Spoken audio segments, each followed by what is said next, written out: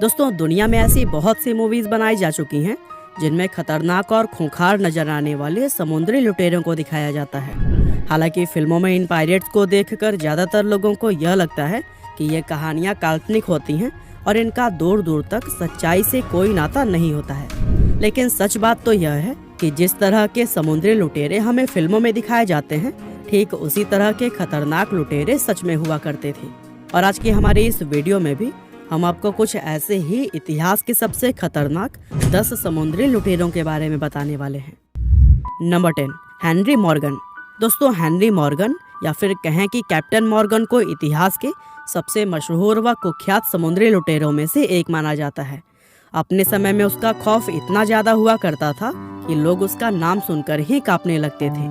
हालांकि इतिहास में कैप्टन मॉर्गन के शुरुआती जीवन की ज्यादा जानकारी नहीं मिलती है, लेकिन कुछ सोर्सेस से पता चलता है कि उनका जन्म सन 1635 में वेल्स के अंदर हुआ था।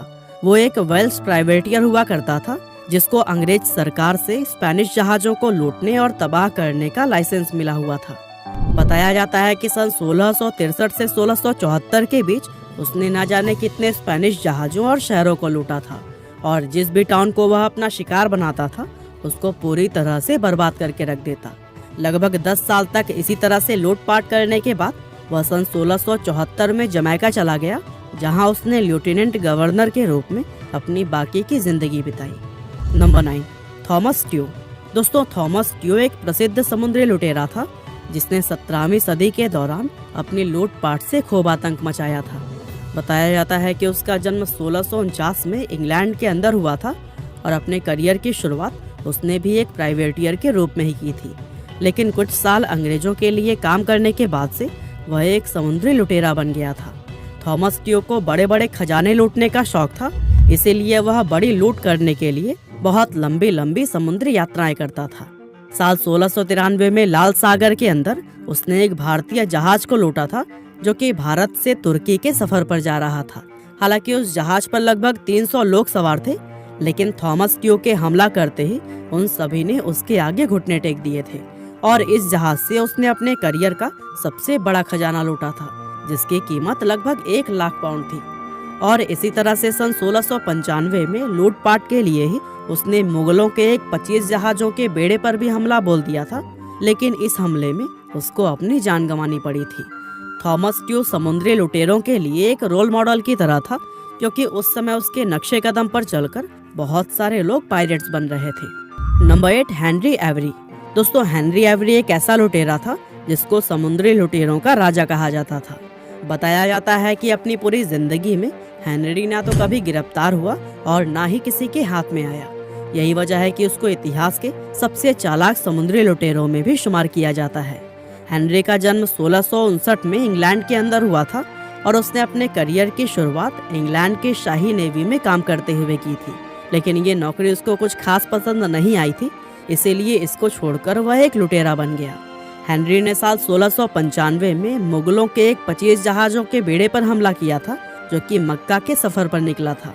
और दोस्तों, आपकी जानकारी के लिए बता दें कि यह वही हमला था जिसमें मशहूर समुद्री लुटेरे थॉमस ट्यू की मौत हो गई थी।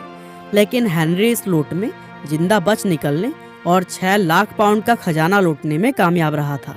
और दोस्तों, आज के समय के हिसाब से देखें तो उस खजाने की वैल्यू लगभग 92 मिलियन पाउंड्स थी। और दोस्तों, इस खजाने को लूटने के बाद से हेनरी हमेशा के लिए कहीं गायब सा हो गया, जिसके बाद से उसको कभी भी नहीं ढूंढा जा सका। Number 7, William kid. दोस्तों, विलियम किड 17वीं सदी का एक मशहूर समुद्री लुटेरा था जिसका जन्म 1655 में स्कॉटलैंड के अंदर हुआ था। बताया जाता है कि शुरुआत में वो एक प्राइवेटियर हुआ करता था जिसको अंग्रेज सरकार द्वारा फ्रांसीसी जहाजों को लूटने और उन पर कब्जा करने का काम सौंपा गया था।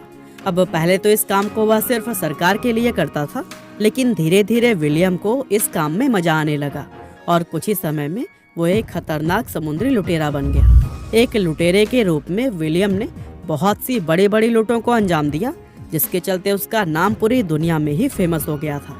हालांकि साल 1701 में अंग्रेज सरकार के द्वारा उसको गिरफ्तार करके फांसी पर लटका दिया गया था। Number 6, Edward teach. दोस्तों, एडवर्ड टीच अपने समय के सबसे खतरनाक और खूंखार समुद्री लुटेरों में से एक माना जाता था। उसका जन्म इंग्लैंड के अंदर सन 1680 में हुआ था और लोग उसको ब्लैक बियर्ड कहकर भी बुलाते थे। बताया जाता है कि वो शुरुआत में एक लुटेरा नहीं था, बल्कि पहले वो सरकार के लिए काम किया करता था और कई सारे युद्ध के दौरान उसने फ्रांसीसी जहाज़ों को पकड़ने में सरकार की काफ़ी मदद भी की थी। लेकिन ये भलाई की जिंदगी उसको ज़्यादा समय तक रास नहीं आई और वो नौकरी छोड़कर एक समुद्री लुटेरा बन गया। एक लुटेरे के रूप में उसने दुनिया भर में काफ़ी नाम कमाया और लोगों में उसका खौफ ऐसा था कि वे उसका नाम सुनकर ही घबरा जाते थे। और दोस्तों, बताया जाता है कि pirates of the Caribbean film में ब्लैक बियर्ड नाम का कैरेक्टर भी एडवर्ड टीच से ही इंस्पायर होकर बनाया गया है। Number 5, Calico Jack.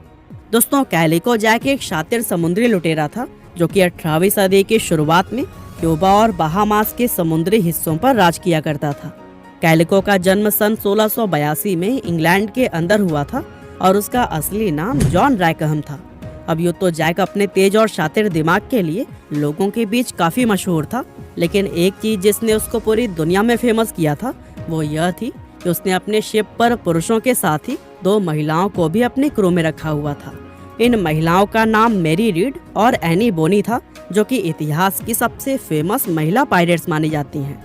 दरअसल उस समय किसी महिला का एक लुटेरे के जहाज और उसके दल में शामिल होना बहुत ही ज्यादा दुर्लभ माना जाता था।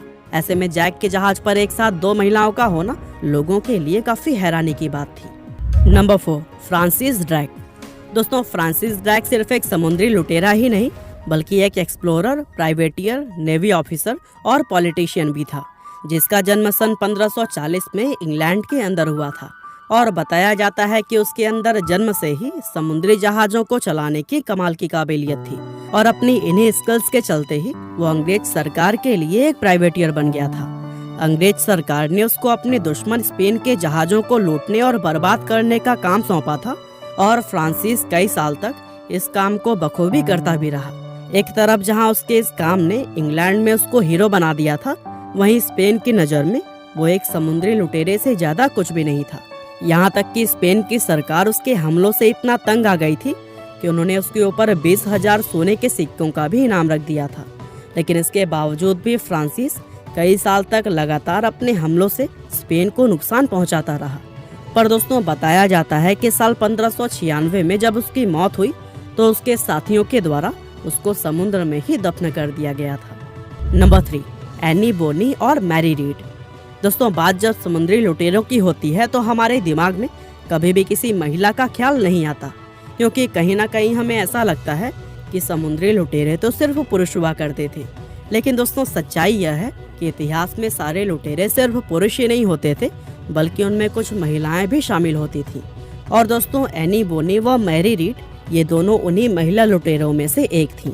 एनी बोनी एक आयरिश महिला थी, जबकि मैरी रीड का ताल्लुक इंग्लैंड से था। ये दोनों महिलाएं 18वीं शताब्दी के कुख्यात लुटेरे कैलिको जैक की क्रू मेंबर हुआ करती थी, जिसके बारे में हम आपको पहले भी बता चुके हैं। अब कहने को तो ये दोनों महिलाएं थी, लेकिन इनकी चालाकी और ताकत के सामने बड़े बड़े लुटेरे भी अपने घुटने टेक देते थे। यही वजह है कि आज भी इन्हें दुनिया की सबसे चालाक और सबसे फेमस महिला पायरेट्स माना जाता है। Number 2, Howell Davis. दोस्तों, हावेल डेविस 18वीं सदी का एक ऐसा लुटेरा था जिसका करियर एक लुटेरे के रूप में बहुत छोटा रहा। दरअसल डेविस का जन्म वेल्स के अंदर सन 1690 में हुआ था और उसने अपनी जिंदगी के शुरुआती 28 साल एक आम और शरीफ इंसान की तरह बिताए थे। लेकिन इसके बाद से उसकी लाइफ में कुछ ऐसे बदलाव हुए कि वह एक समुद्री लुटेरा बन गया। लेकिन बदकिस्मती से लुटेरा बनने के सिर्फ 11 महीने बाद ही उसको पकड़कर मौत के घाट उतार दिया गया था।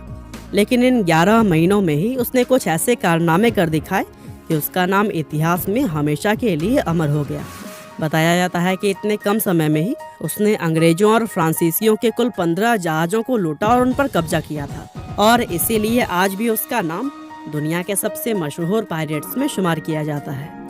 Number 1, Jack Ward. दोस्तों, 16वीं और 17वीं सदी के दौरान दुनिया में एक ऐसा खतरनाक और चालाक समुद्री लुटेरा हुआ करता था जिसका सिर्फ नाम सुनते ही लोग कांपने लगते थे। कहा जाता है कि समुद्र के जिस हिस्से में इस लुटेरे का बसेरा हुआ करता था, वहां से गुजरने की भी कोई हिम्मत नहीं कर पाता। असल में जिस लुटेरे की हम बात कर रहे हैं उसका नाम जैक वार्ड था। जिसके बारे में कहा जाता है कि pirates of the Caribbean movie के अंदर कैप्टन जैक स्पैरो का किरदार भी आधारित है।